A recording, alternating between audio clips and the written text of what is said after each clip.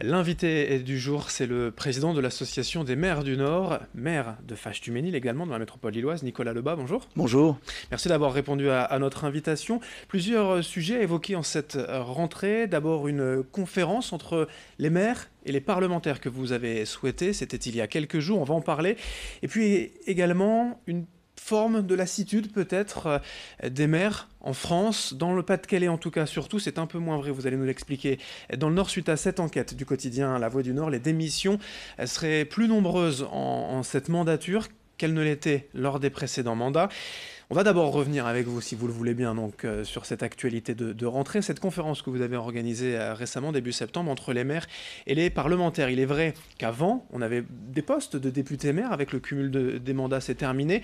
La relation peut être difficile entre les maires et les parlementaires, en tout cas, il faut créer un lien. Mais il fallait absolument qu'on s'en préoccupe et c'est un engagement que j'avais pris lorsque je suis devenu président des maires du Nord il y a une petite année maintenant, d'être très attentif avec la fin du cumul des mandats à maintenir ce lien extrêmement étroit entre les maires et les parlementaires. Nous avions auparavant la chance d'avoir plusieurs collègues qui cumulaient les deux fonctions et donc il y avait ce double regard.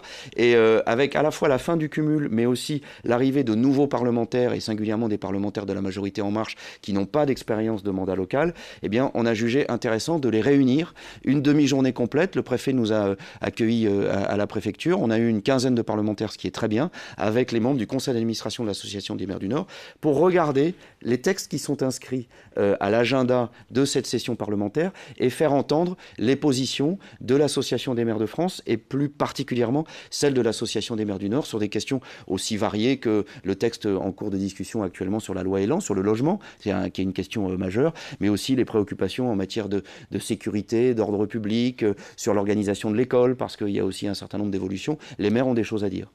Et vous avez le sentiment d'avoir été entendu dans l'ensemble ? On a eu un débat qui a été extrêmement profitable. On a même fait le constat au bout de quelques heures d'échange que peut-être on aurait pu organiser davantage les choses parce que là on a passé vraiment en revue de nombreux sujets et donc c'est une leçon pour les prochaines puisque nous en organiserons une avant chaque session parlementaire et c'est une expérimentation que j'ai portée à la connaissance de François Barouin, le président de l'Association des maires de France, pour proposer aux collègues de la dupliquer dans les autres départements français. Alors pour certains, ce cumul des mandats en particulier, députés et maires, était assez pertinent, avait une certaine logique sur des territoires.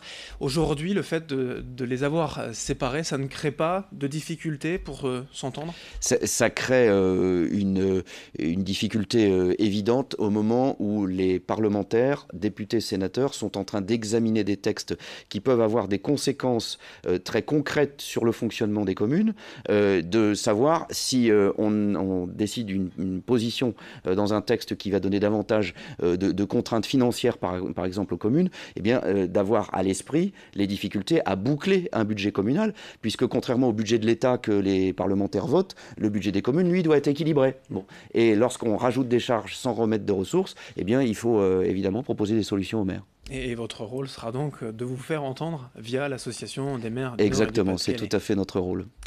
Alors je le disais également en préambule, le quotidien La Voix du Nord a publié début septembre une enquête quant à une possible lassitude des maires durant ce mandat, en tout cas des démissions qui seraient plus nombreuses. Alors vous me disiez en antenne, c'est vrai dans le Pas-de-Calais, ce n'est pas le cas dans le Nord. Alors c'est un petit peu plus prononcé qu'au mandat précédent dans le Pas-de-Calais. Dans le Nord, les démissions à un petit peu plus de la moitié du mandat sont demeurées stables. Si on neutralise l'impact précisément du cumul des mandats, puisque certains ont démissionné pour pouvoir rester députés ou sénateurs. Cette lassitude, on vous l'a exprimée ? Cette lassitude, on la ressent lorsque nous allons rencontrer les collègues, et je consacre 2 jours par mois dans les arrondissements à aller rencontrer les collègues maires, on la ressent dans les communes les plus petites et dans l'environnement le plus rural.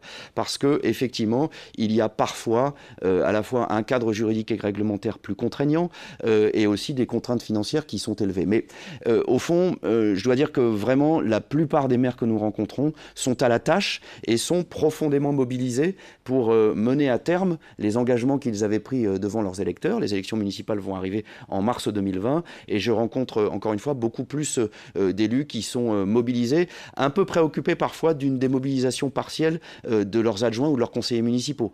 Mais je les vois vraiment plutôt attentifs à préparer l'avenir et le prochain mandat. Pour ces démissionnaires, en fait, le rôle de maire ne ressemble pas vraiment à ce qu'ils avaient imaginé. Il y a eu sans doute, probablement pour certains d'entre eux, un décalage entre les ambitions qu'ils avaient pour leur territoire et la volonté de porter des projets et la difficulté de rassembler les moyens correspondants. Néanmoins, lorsqu'on inscrit son action dans la durée, c'est-à-dire sur plusieurs mandats, eh bien, il y a incontestablement la possibilité d'avancer, surtout lorsqu'on se coordonne bien avec les collègues dans les territoires, dans les intercommunalités. Oui, c'est ce que j'allais vous dire en fait. L'intercommunalité a peut-être aussi enlevé un peu de pouvoir aux maires qui, dans les secteurs ruraux, ne font que régler des conflits de voisinage, non? L'intercommunalité, elle est un levier pour conduire des projets, alors que l'échelle communale demeure l'échelon de proximité dans le dialogue avec les populations. Et donc moi je pense qu'il faut vraiment que les maires marchent sur les deux jambes, avec ce dialogue de proximité à l'échelle communale, et puis le portage de projets avec l'ingénierie, avec les financements à l'échelle intercommunale. Les maires, selon un récent sondage, sont les élus préférés des Français encore aujourd'hui, certainement parce qu'ils sont à proximité des citoyens. C'est dur, mais c'est beau d'être maire. C'est personnellement, et pour tous les collègues que je rencontre, une rencontre incroyable. Le mandat de maire, avec la réalité des pépites quotidiennes qui sont dans son agenda, c'est personnellement ce qui a donné du sens à ma vie. Merci Nicolas Lebas, maire de Fâche-du-Mesnil et président de l'association des maires du Nord, d'être venu aujourd'hui nous exprimer donc l'actualité de votre organisme. Merci, à bientôt. À bientôt. Merci à vous de nous avoir suivis. Dans un instant, l'information continue sur votre chaîne d'information régionale.